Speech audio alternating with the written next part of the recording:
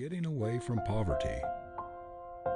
Those who have the misfortune to be rich men's sons are heavily weighted in the race, says Andrew Carnegie.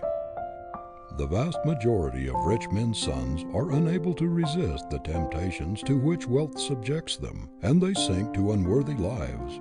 It is not from this class that the poor beginner has rivalry to fear.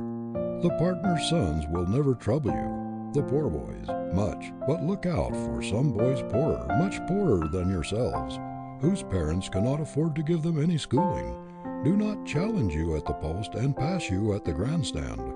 Look out for the boy who has to plunge into work directly from the common school, and who begins by sweeping out the office. He is the probable dark horse that will take all the money and win all the applause. The struggle to get away from poverty has been a great man developer. Had every human being been born with a silver spoon in his mouth, had there been no necessity put upon him to work, the race would still be in its infancy. Had everybody in this country been born wealthy, ours would be one of the dark ages. The vast resources of our land would be undeveloped. The gold would still be in the mines, and our great cities would still be in the forest and the quarry. Civilization owes more to the perpetual struggle of man to get away from poverty than to anything else. We are so constituted that we make our greatest efforts and do our best work while struggling to attain that for which the heart longs. Horace Mann, George Peabody, Ulysses S. Grant, James A. Garfield, to mention but a few of the great names of past generations, rose to distinction from an iron environment and direst poverty. Our most useful and successful men of today have also been involved from the school of want and stern necessity. Our great merchants, railroad presidents, university presidents and professors, inventors, scientists, manufacturers, statesmen, men in every line of human activity have for the most part been pushed forward by the goad of necessity and led onward by the desire to make the most of themselves. A youth born and bred in the midst of luxury, who has always leaned upon others, who has never been obliged to fight his way up to his own loaf, and who has been coddled from his infancy, rarely develops great stamina or staying power. He is like the weak sapling in the forest compared with the giant oak which has fought every inch of its way up from the acorn by struggling with storms and tempests. Power is the result of force overcome. The giant is made strong in wrestling with difficulties. It is impossible for one who does not have to struggle and to fight obstacles to develop fiber or stamina.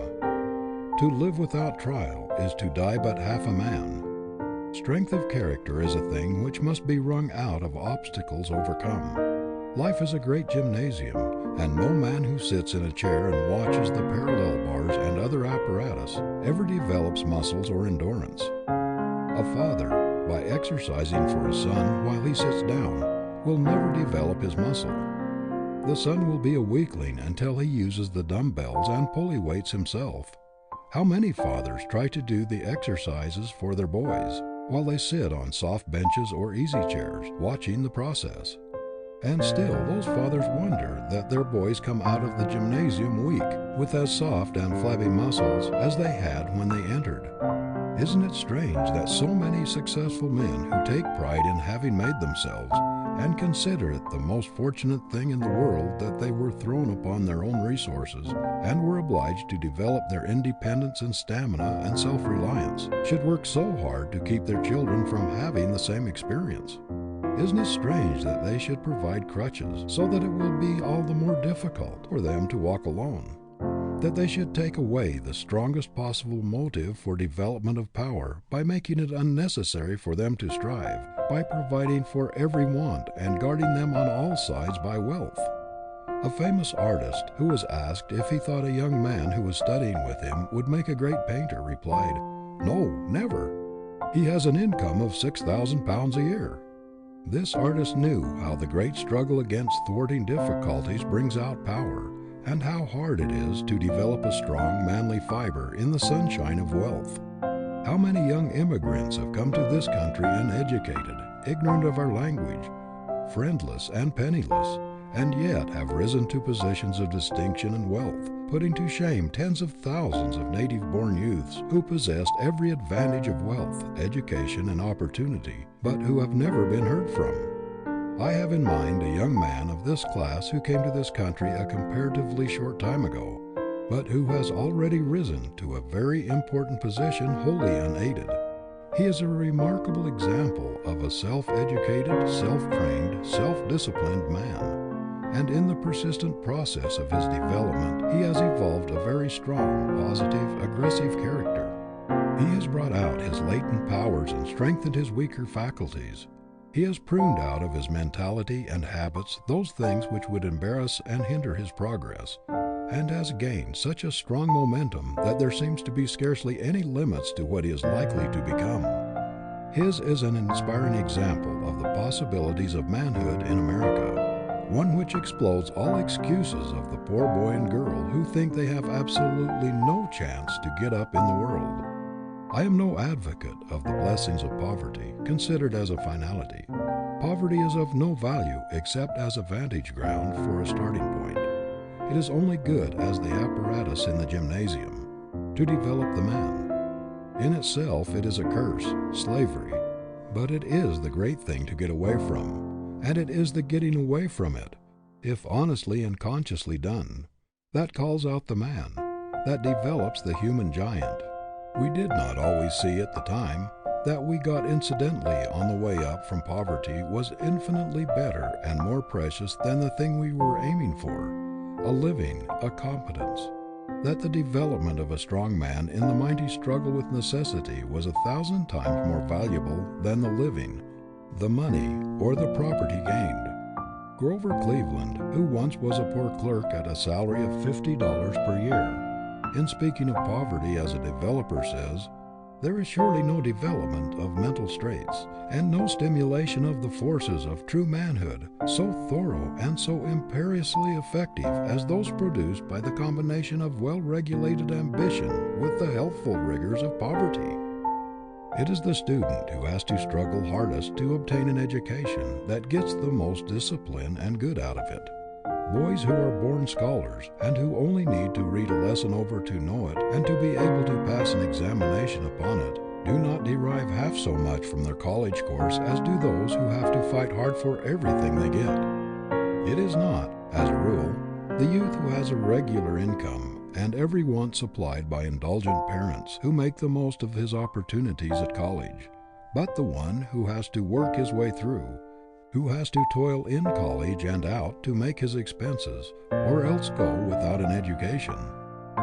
What would the average youth do if he were not compelled by necessity to work, if he were not obliged to exert himself in order to get the thing he wants? If he already has all he wants, why should he struggle for more? Not 1 in 10,000 would go through the struggle with poverty, the wrestling with necessity, just to produce character and make himself a stronger man. But he would do it for selfish reasons, to satisfy his ambition and get that which he longs for himself and those he loves. "I am not wasting my sympathy on the children of the poor," says U.S. Senator J.P. Dolliver, once a poor boy himself. "What little sympathy I have I will give to the children of the rich. If you have $100,000 and give it to a boy to start him out in life, he doesn't start. I suggest keeping that 100,000 and that boy apart. It will be better for the boy. The cabin where Abraham Lincoln was born did not shelter the childhood of a king, but something better than a king, a man." The boy who is conscious that he has a fortune awaiting him says to himself, "What is the use of getting up early in the morning and working one's life out? I have money enough coming to me to take care of me as long as I live." So he turns over and takes another nap, while the boy who has nothing in the world but his own self to depend upon feels the spur of necessity forcing him out of bed in the morning. He knows there is no other way open for him but the way of struggle. He has nobody to lean on, nobody to help him. He knows that it is a question either of being a nobody or getting up and hustling for dear life. Thus, shrewd nature, in making man get that which he wants most by the way of necessity, brings about her great ends of civilization and character development of the race. The money, the property, the position are small things in comparison with the man she's after. What price will nature not pay for a man? She will put him through the hardest school of discipline and train him for years in the great university of experience in order to perfect her work. The mere money or property the man gets on the way is only incidental.